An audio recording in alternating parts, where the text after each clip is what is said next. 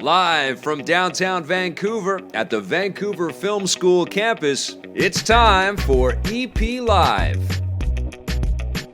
Hey, welcome to EPN. My name is Victor Lucas, and you have found the right show. We are going to kick off this weekend in style. We are going to have so much fun today. We've got a great guest, courtesy of our friends at the Vancouver Film School. We shoot this show, by the way, if you don't know, live on location at the VFS Cafe at 390 West Hastings, right here in Vancouver, BC. And today we've got an animation legend. We've got Lino da Silva today, and he's going to be talking to us about all of the incredible work that he has been working on. It's going to be so much fun. But first, we've got a rundown to get to, and this one is going out to our friends at Spookyville Video, who said that was a great interview talking about our recent guest, Edmund McMillan, who was here not too long ago, on the show not too long ago. Fantastic guy. Thanks for watching, and let's get started with Spookyville's rundown. It looks like Capcom is taking players on another return trip to Raccoon City. Following the success of the Resident Evil 2 remake earlier this year, Capcom is rumored to be working on a similar remake of Resident Evil 3. Eurogamer and Spawnwave both report that a full remake of the 1999 game is already well into development and may be arriving as soon as next year. Now, no official announcements have been made, but Capcom has stated that they're interested in exploring more remakes after the new Resident Evil 2 became such a smash success. Expect more details soon. This makes a tremendous amount of sense, I think. It's Hollywood has proven that remakes are good for business for that industry for many, many years, and I feel like in the video game space, not only can they tap into nostalgia and people that were there for the first go-round, but they can also introduce new players and people into the kind of the history and all of the great backstory and the lore that's a part of these franchises. And Resident Evil 2 turned out fantastically well. It was a great, great game. One of the best of the year. It's actually nominated for one of the video game awards from Jeff Keighley, which is pretty damn cool. You wouldn't really expect that a remake would come back so strong, but I think that not only opens the door for Capcom to do that, but of course we've got the Final Fantasy VII remake from Square coming up next year.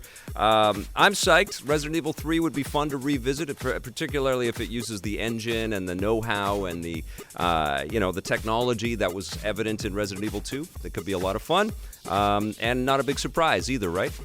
Now, it really sounds like James Bond wants to call it quits. With the new movie No Time to Die just a few months away, Daniel Craig has once again stated that he is done playing the iconic British super spy. Speaking with the German news site Express, Craig says that No Time to Die will be his final turn as the character, and after this, it's time to let someone else have a go.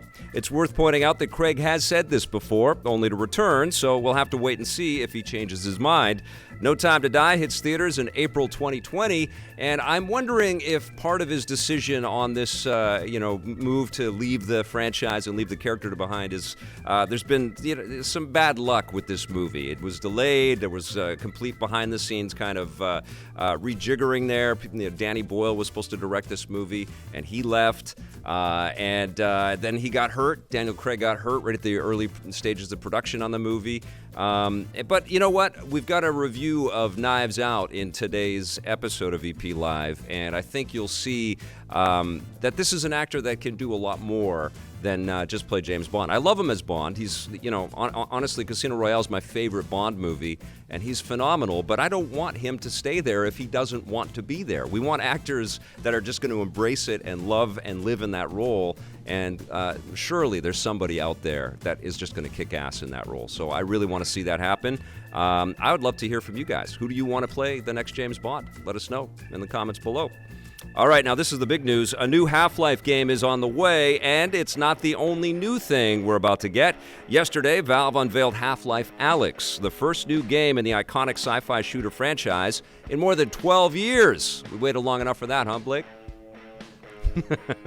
It takes place between the events of Half-Life 1 and 2 and will let players take the role of the supporting character Alyx Vance for the first time. It's a VR exclusive, although Valve promises that it will be a full game, similar in length to Half-Life 2. It will also mark the debut of Valve's new engine called the Source 2 engine, which will make it possible for players to interact with pretty much any object in the game world. This is their first new engine since the original Source engine was released alongside Half-Life 2 back in 2004. Half-Life Alyx launches in March 2020 And the other cool thing about this game is that they're promising that it will work with a variety of different VR headsets, not just what Valve is working on their own, not just the Vive, not just the Rift. It's going to be available to a bunch of different things. You know, maybe even PlayStation VR. Maybe it's going to be one of the titles that will be a part of the PlayStation 5 launch, which would be wild. The trailer, it's just a teaser, but it does give you a nice taste of what we can expect, and it does feel like you're going to be able to interact with every object on a shelf or on a desk or something like that, which looks incredible and apt for, you know, a fully immersive VR experience. And of course, everything has been freshened up and looks beautiful visually, so I'm very excited to play this game. I also think, though, that it's been so long since we played Half-Life 1 and 2 that Valve should announce that we're getting Source 2 versions of Half-Life 1 and 2. In fact, why don't we just announce it, and then we'll let Valve confirm it. I don't know if they're going to do that, but that would be great, wouldn't it?